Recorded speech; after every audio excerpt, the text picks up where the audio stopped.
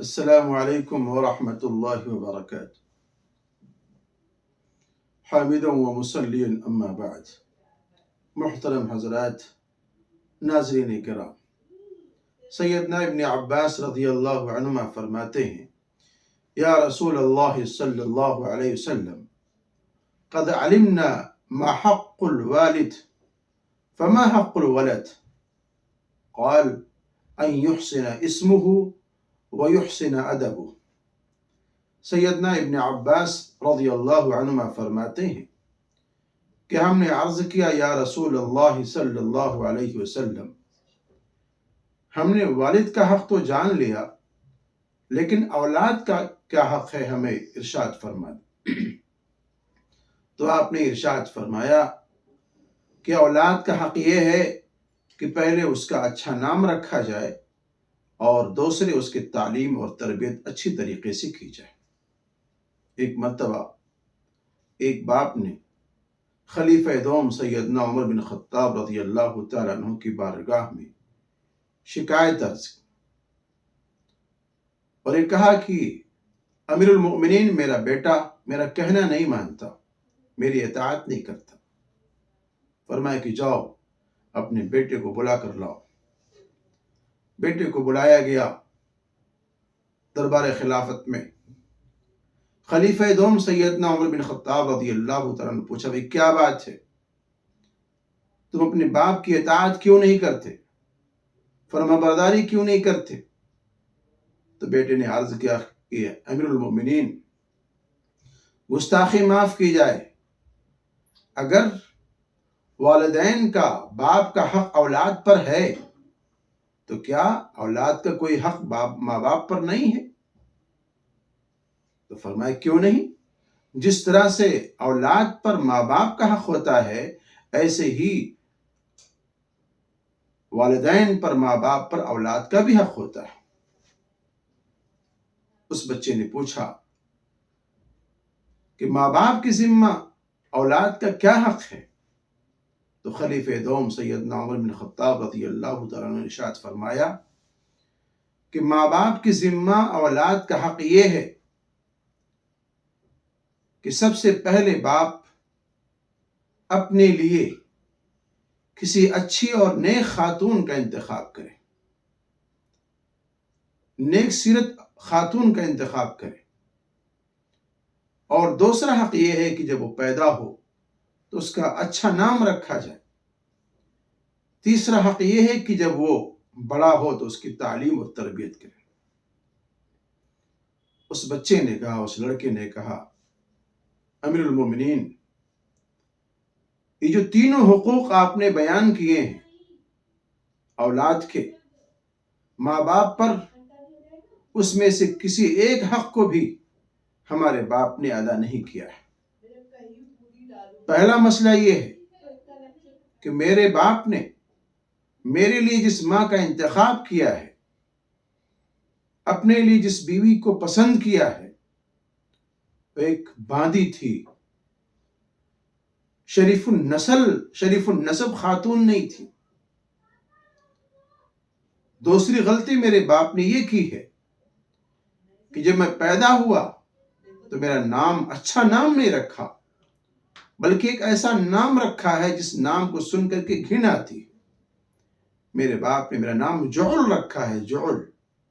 جعل کہتے ہیں اس کیڑے کو جو خاص طور سے گندگی وغیرہ کے اندر ہوتا ہے، جس کو گاؤں دیہات کے زبان میں گبرولا بولا جاتا ہے۔ تیسری غلطی میرے باپ کی یہ ہے کہ میرے باپ نے میری تعلیم کا، میری تربیت کا انتظام نہیں کیا، بلکہ چوپائے، جانور، مویشی چرانے پر لگا دیا ہے، میری تعلیم کا، تربیت کا انتظام نہیں کیا ہے۔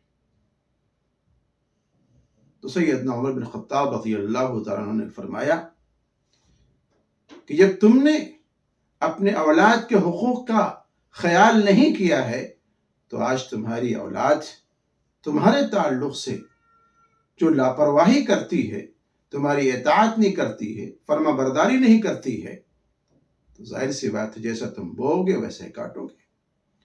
آج ہمارے سماج میں، ہمارے معاشرے میں یہ وبا خوب چلی ہوئی ہے کہ اولاد کے تعلق سے ہم بے پرواہ ہوتے ہیں، اولاد کے تعلق سے بے فکر ہوتے ہیں، اور سب سے پہلی اور بنیادی غلطی یہ ہوتی ہے کہ اپنے زوجیت کے لیے جس خاتون کا انتخاب ہونا چاہیے وہاں بنیادی طور پر ہماری سب سے بڑی غلطی ہوتی ہے۔ وہاں دین کو ترجیح نہیں دیا جاتا ہے بلکہ دنیا کو ترجیح دیا جاتا ہے۔ حالانکہ نبی پاک محمد مصطفیٰ صلی اللہ علیہ وسلم نے ارشاد فرمایا کہ کسی بھی خاتون سے جو نکاح کیا جاتا ہے وہ 4 وجوہات کی بنیاد پر۔ سب سے پہلی وجہ اس نے حسن کی وجہ سے، اس کے مال کی وجہ سے، اس کے نسب کی وجہ سے، اس کے دین کی وجہ سے۔ آخر میں آپ نے فرمایا کہ جب بھی تم اپنے زوجیت کے لیے کسی لڑکی کا انتخاب کرو تو دین کو ترجیح دو۔ آج ہم دین کو ترجیح نہیں دیتے، دنیا کو ترجیح دیتے ہیں، مال کو ترجیح دیتے ہیں، حسب و نسب کو ترجیح دیتے ہیں، اور اسی طریقے سے حسن و جمال کو ترجیح دیتے ہیں۔ بنیادی غلطی ہماری اور آپ کی یہاں ہوتی ہے۔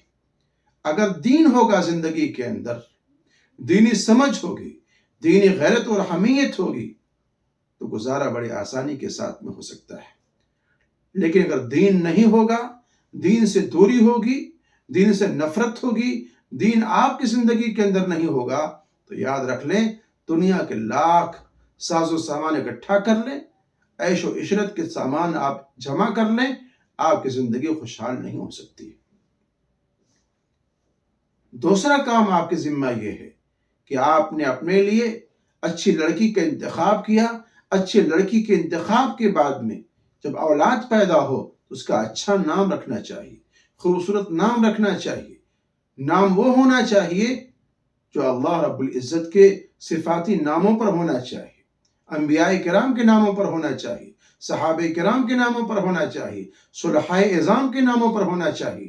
اور پھر جب آپ کی اولاد عقل و شعور کی عمر میں آئے تو ان کی تعلیم کریں، ان کو تربیت سکھائیں، ان کو اچھے اخلاق سکھائیں، بڑوں کے ساتھ میں کیا برتاؤ کرنا ہے، چھوٹوں کے ساتھ میں کیا برتاؤ کرنا ہے، کیسے اٹھنا ہے، کیسے بیٹھنا ہے۔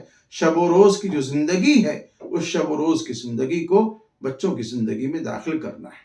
اس لیے اگر آپ نے اپنے اولاد کے تعلق سے لاپرواہی برتی ہے اور پھر آپ امید رکھیں کہ جناب آپ کے ساتھ میں اچھا سلوک ہو، ایسا ناممکن ہے۔ جیسے آپ فصل بوئیں گے ویسے ہی کاٹیں گے۔ اگر آپ نے دھان بویا ہے تو گیہوں نہیں کاٹیں گے، آپ نے اینکھ بویا ہے تو مٹر نہیں کاٹیں گے۔ جو آپ نے کاٹا ہے، جو آپ نے بویا ہے وہی آپ کاٹیں گے۔ اس لیے آپ اس بات پر توجہ رکھیں اور دھیان رکھیں کہ آپ کی پوری توانائی اور آپ کی پوری صلاحیت اور آپ کی پوری قوت آپ کے اولاد کے تعلیم پر اور ان کی تربیت پر اور ان کے اچھے اخلاق پر خرچ ہونے چاہیے۔ یا زندہ صحبت باقی، وما توفیق الا باللہ۔